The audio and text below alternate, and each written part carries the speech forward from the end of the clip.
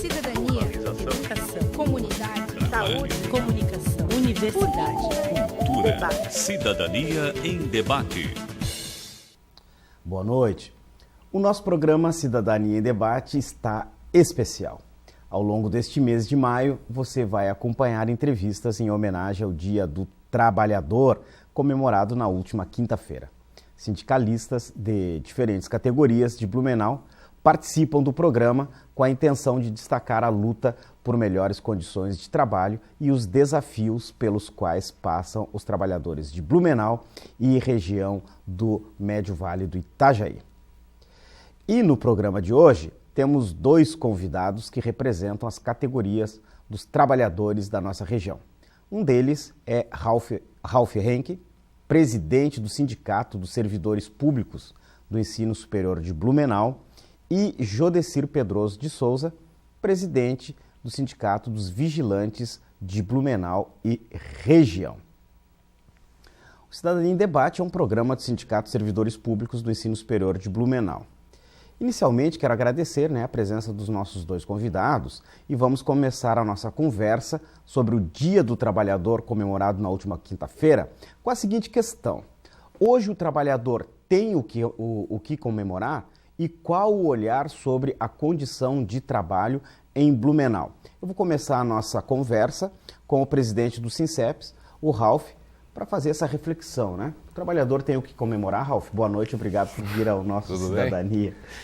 Eu diria que quem está hoje, por exemplo, na Europa, em países maduros, né, tem o que comemorar quando tem emprego. Uhum. Nós aqui, como país emergente, temos outros desafios, né? Principalmente o desafio que é enfrentar esse mundo, vamos dizer assim, em transformação, principalmente nos setores industriais, só para citar, onde você tem uma mobilidade restrita das pessoas e uma transferência de empresas, de localização geográfica como nunca antes se observou em décadas passadas, né? Isso, logicamente, causa uma incerteza muito grande sobre que funções vão existir no futuro e um desafio para o trabalhador para enfrentar esse cenário e principalmente se qualificar a contento. E aí vem um conflito, né? Até que ponto a conciliação do trabalho e da sua qualidade de vida estão comprometidos neste mundo competitivo. Jodecir, também quero agradecer a sua presença novamente ao Cidadania em Debate. Né? E aí o trabalhador, de um modo geral, inclusive fazendo um olhar lá nos vigilantes, né? Tem o que comemorar nesse 1º de maio? Olha só, Carlos, primeiro, boa noite, uma grande satisfação estar aqui de novo, mais uma vez, agradecendo esse espaço. No meu entender, eu acho que não, porque, veja, no Dia dos Finados, a gente leva flores no cemitério, né? E para a gente conseguir, eu parto com uma outra linha que o companheiro Rafa falou, para que a gente tivesse esse dia do trabalhador, muitas pessoas morreram, né? E hoje, a maioria dos empregadores, dos patrões, eles tentam quebrar esse viés, ou distorcer o que é o Dia do Trabalhador, com festa, com brindes, com prêmios, né? Seria um dia de reflexão mesmo. Aonde chegou, de onde veio isso, para que a gente tivesse isso? No passado, o pessoal trabalhava 15 horas, 16 horas no dia. Então muitos trabalhadores teve que morrer para que a gente tivesse esse dia hoje. E esse dia, no nosso entender, no meu entender particular, é um dia de reflexão e não de comemorações. Além disso, a nossa categoria, ela traz isso muito enraizada, porque os valores estão, o patronato ele distorce, né? A mídia, no dia a dia, distorce o que é o Dia do Trabalhador, né? E é por isso que a gente, às vezes, muitas vezes cobra da empresa ou do próprio sindicato, né? Por que não fez uma festa dia 1º? Sendo que não é esse o intuito. O intuito é pensar mesmo, reavaliar o que gerou isso. Quais as conquistas que a gente teve até lá? Só as 8 horas que a gente conquistou é o bastante? Não. Se você fazer uma reflexão hoje, o trabalhador que trabalhava 15 horas no passado, ele produzia menos hoje. Hoje o cara trabalha 8 horas, trabalha 8 horas e produz muito mais. Muito mais. Tanto é que se você pegar os índices aí o companheiro Ralf, que é o perito em números, se você pegar hoje o INSS está abarrotado de pessoas doentes, né? Com estresse, tomando medicamentos para dormir, pela quantidade que as empresas, a própria máquina te obriga a produzir. Isso vai te adoecendo. Então, no meu entendimento, é hora da gente repensar nisso. No meu ponto de vista, não dá para comemorar esse dia. E sim, é um dia de reflexão, de pensar o porquê que chegamos a isso, né? Como é que está hoje. Bom, partindo dessa reflexão, né, sobre o Dia do Trabalhador, comemorado na última quinta-feira, né, e aí algumas categorias como lembraram aqui, né, os nossos convidados se encontram, né, para festejar essa data. Vou começar aqui com o Ralph. Vamos olhar a condição do servidor aqui da nossa universidade, né, Ralph? Que olhar a gente pode fazer desse nosso servidor hoje? Eu concordo primeiro totalmente com o Valdeci sobre o adoecimento no trabalho, né? Que é essa condição que foi exposta assim, de transformação, leva a que a gente não imite a condição de trabalho que foi dos nossos pais. Apesar que, como muito bem falou, aumentamos a produtividade, mas, por exemplo, em outros países, vou pegar o caso americano, né? Pela primeira vez na história, essa geração que está aí agora, entrando no mercado de trabalho, vai ter uma vida melhor do que foram os seus pais anteriormente na década passada. Sempre houve uma progressão e parou, né? Você tem agora uma condição que é justamente fruto dessa transformação. Agora, será que todas as pessoas, o cidadão mais comum, o trabalhador comum, está visualizando esse cenário, sabe o que fazer? Então, essa também é uma tarefa do sindicato. O sindicato é mostrar que realidade é essa, que condições, porque a nossa questão, principalmente com o patrão, né, ou com o chefe, é que eles estão pensando justamente em sobreviver, em competir, né? No caso, nós estamos no outro lado, se existe uma situação de colaboração, uma situação subordinada, né? Cabe dizer agora qual é a nossa parte de contribuição e que qualidade de vida também de trabalho eu vou ter, né? Então essa é uma questão fundamental para refletir no Dia do Trabalhador. Agora, em relação à FUB, o que nós sofremos durante esses últimos, vamos dizer, 12, 14 anos, né?